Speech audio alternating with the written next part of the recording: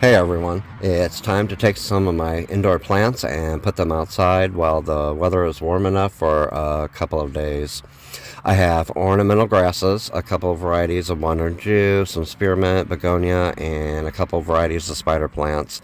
Some of the spider plants I overwintered in my basement, just let them go dormant, and now it's time for warmer weather to get here and give them a little bit of a jump start.